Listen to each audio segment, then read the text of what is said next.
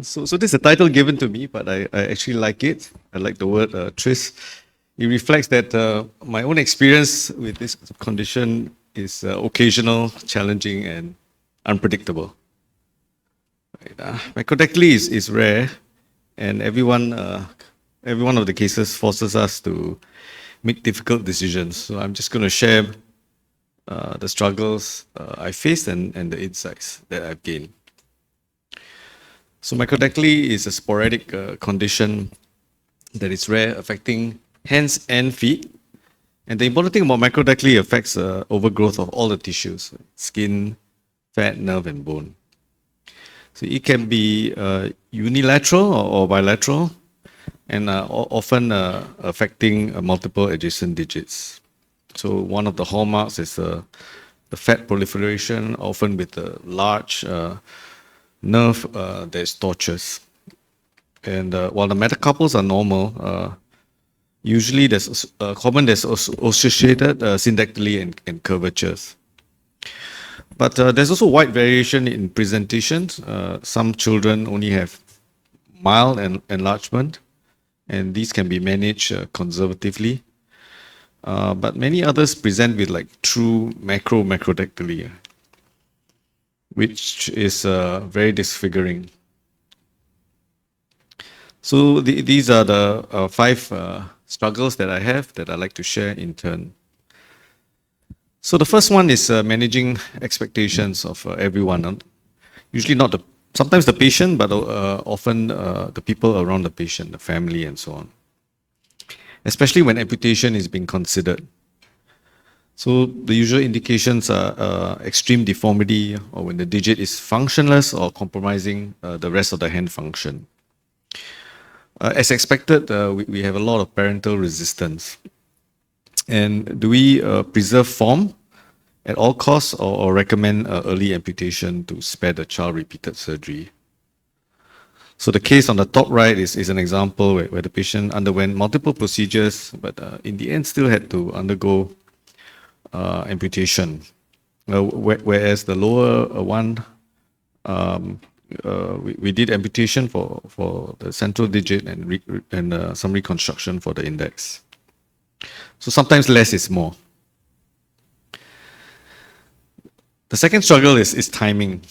So when should we intervene? And factors include the size, the deformity, and the function.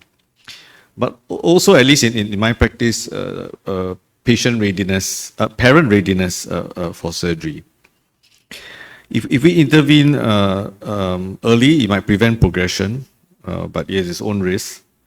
And I think this paper from Izaki and colleagues provide a useful algorithm considering the size of the digit as well, comparing it to the parents.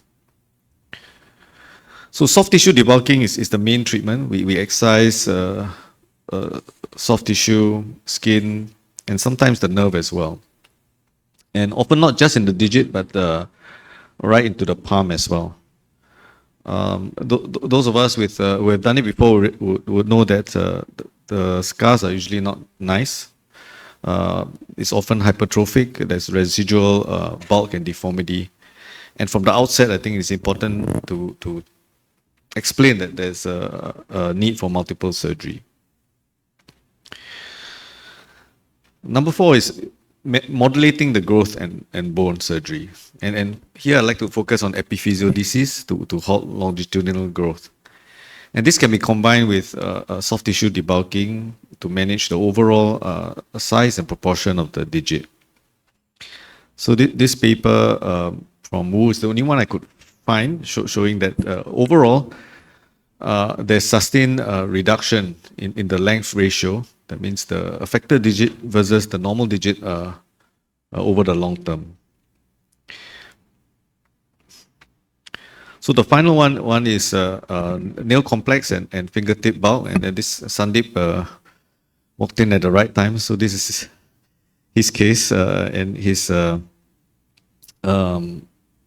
evolution of a surgical technique to improve the appearance of the nail complex reconstruction in macrodactyly. So in this particular technique, what is done is the nail complex is raised as a on a digital vascular bundle, and sort of dorsal cortex of the distal phalanx is preserved so that you can place it on the middle phalanx and reconstruct a nail complex that is not wobbly. And this is the outcome of the technique at 1 year, which is pretty reasonable.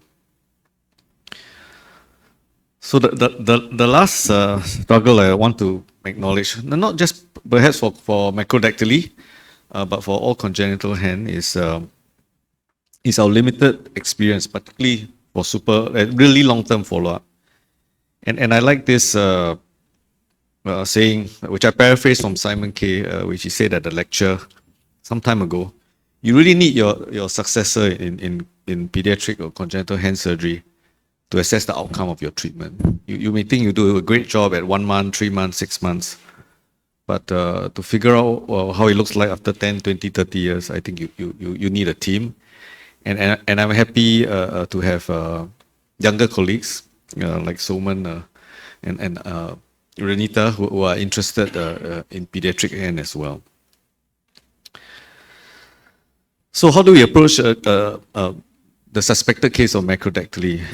On presentation, critically, we need to differentiate it from other causes of limb or part enlargement. And I think in most cases of true macrodactyly, it is quite obvious. There must be enlargement in all the tissues. Next is to assess function, including range of motion and use of the hand. In treatment, we focus on function as well as appearance. And from the outset, multiple surgery is common and amputation is an option. So I like this quote from Steiner and colleagues, where he says that we can't make the fingers normal in macrodactyly, in function, appearance, or motion.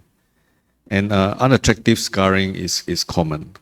But I think if you have the right perspective and have a shared decision making with the parents, we can often improve the satisfaction or the outcome with the parents. Thank you very much.